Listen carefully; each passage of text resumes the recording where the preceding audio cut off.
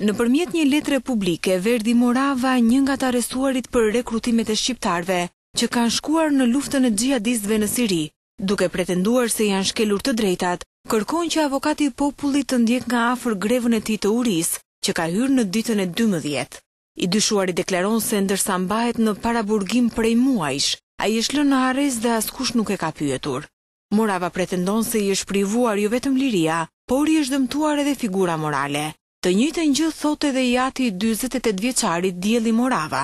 Institucionet kryesore, Avokati Popullit, organizata e Helsinkit drejtave të njerëzit dhe të organizata që merren me mbrojtjen e drejtave të njerëzit, të ingaranohen dhe të interesohen sepse është dita e 12 e grevës urisë djalit tim, i cili ka pretendime dhe jo vetëm ai që ka pretendime, po është i pa faktuar i gjithë arsyeja e arrestimit të tij. Tu nuk bëhet problem vetëm sot është djalit tim, por nesër mund t'i do gjithë secilit kjo punë.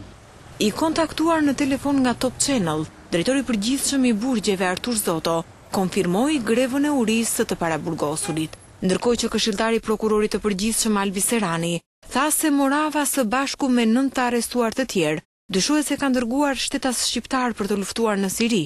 Brenda një kohe të shkurtër, tha këshilltari i prokurorit të përgjithshëm, do të përfundojë hetimi. Dosja do të dërgohet në gjykatë dhe këta persona do të merren të pandehur.